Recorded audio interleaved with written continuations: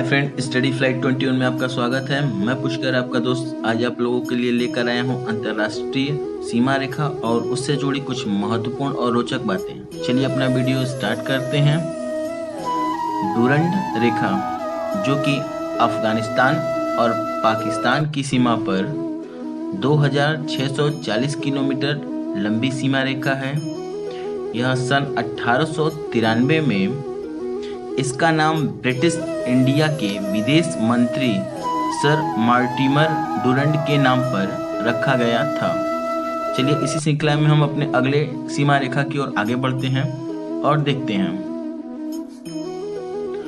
अगली सीमा रेखा मैकमोहन रेखा है, जो कि भारत और चीन के मध्य 700 किलोमीटर लंबी सीमा रेखा सन 1914 में सर मैकमोहन, जो कि ब्रिटेन के थे, भारत चीन सीमा के विवाद को सुलझाने के लिए इस रेखा का निर्माण किया गया था। चलिए अपनी अगले सीमा रेखा की ओर आगे बढ़ते हैं और देखते हैं। अगली सीमा रेखा है रेड क्लिफ रेखा, जो कि भारत और पाकिस्तान के मध्य सीमाओं का निर्धारण करती है। यह सीमा 3310 किलोमीटर लंबी है। 15 अगस्त 1947 को सर रेडक्लिफ ने इस सीमा का निर्धारण किया और उनके नाम पर ही इसका नाम रखा गया। चलिए अपने अगले सीमा रेखा की ओर आगे बढ़ते हैं और देखते हैं। अगली सीमा रेखा हिडेनबर्ग रेखा है, जो कि जर्मनी और पोलैंड के मध्य स्थित है। प्रथम विश्व युद्ध के समय जर्मनी की सेना, लोग कहते हैं कि इसी रास्ते से वापस आई थी। चलिए अपने अगले सीमा रेखा की ओर आगे बढ़ते हैं और देखते हैं। अगली सीमा रेखा है मैनरहीन रेखा, जो कि सोवियत रूस और फिनलैंड के बीच की रेखा है। ऐसे प्रश्नों के लिए मेरे चैनल को लाइक, सब्सक्राइब और शेयर जरूर करें और हाँ, बेल आइकॉन दबाना न भूलें। चलिए इसी श्रृंखला में हम अपने अगले सीमा रेखा की ओर आगे बढ़ते हैं और देखते हैं। अगली सीमा रेखा मैग्नीनॉट रेखा है,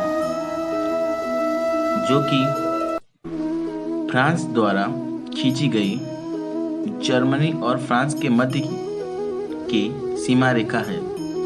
इसका निर्माण 1929 से 1938 ईस्वी के बीच किया गया था। चलिए इसी प्रश्नों की श्रृंखला में हम अपने अगले सीमा रेखा की ओर आगे बढ़ते हैं और देखते हैं। अगली सीमा रेखा 17वीं समांतर रेखा है, जो उत्तरी वियतनाम तथा दक्षिणी वियतनाम के बीच स्थित थी। वियतनाम एकीकरण के पहले यह देश में 2 भागों में बांटी गई थी। अब यह रेखा नहीं है, क्योंकि वियतनाम अब संयुक्त हो चुका है। चलिए इसी श्रृंखला में हम अपने अगले सीमा रेखा की ओर आगे बढ़ते हैं और देखते हैं। अगली सीमा रेखा 24वीं समांतर रेखा है। यह रेखा भारत और पाकिस्तान के बीच कच्छ के पास स्थित है। ऐसे महत्वपूर्ण प्रश्नों के लिए हमारे साथ जुड़े रहें। चलिए इसी श्रृंखला में हम अपने अगले सीमा रेखा की ओर आगे बढ़ते हैं और देखते हैं। अगली सीमा रेखा 38वीं समांतर रेखा है। यह रेखा उत्तर कोरिया तथा दक्षिण कोरिया को 2 भागों में बांटती है। चलिए इसी श्रृंखला में हम अपने अगले सीमा रेखा की ओर आगे बढ़ते हैं और देखते हैं। अगली सीमा रेखा ओड़न सीने है रेखा है। यह पूर्व जर्मनी तथा पोलैंड के बीच स्थित है और द्वितीय विश्व युद्ध के बाद इसकी स्थापना या निर्धारण किया गया था। चलिए ऐसे प्रश्नों के लिए मेरे चैनल को लाइक, सब्सक्राइब और शेयर करें। और हाँ मित्रों, अपने दोस्तों को इस चैनल के बारे में बताएं, क्योंकि ये महत्वपूर्ण प्रश्नों की श्रृंखला वाला चैनल है। चलिए अपने अगले सीमा रेखा की ओर आगे बढ़ते हैं और देखते हैं। अगली सीमा रेखा है 49वीं समांतर रेखा। यह रेखा उत्तरी अमेरिका तथा कनाडा को दो भागों में विभाजित अर्थात बांटती है। ऐसे प्रश्नों के लिए मेरे चैनल को जरूर देखें। और चलिए इसी श्रृंखला में हम अपने अगले सीमा रेखा की ओर आगे बढ़ते हैं और देखते हैं। अगली सीमा रेखा है 141 डिग्री पश्चिमी देशांतर रेखा। यह अलास्का, यूएसए और कनाडा के बीच की सीमा रेखा है। चलिए इसी श्रृंखला में हम अपने अगले सीमा रेखा की ओर आगे बढ़ते हैं और देखते हैं।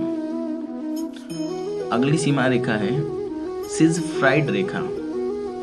यह रेखा जर्मनी तथा फ्रांस के बीच, और इसे जर्मनी ने बनाया, जो कि जर्मनी और फ्रांस के मध्य स्थापित है।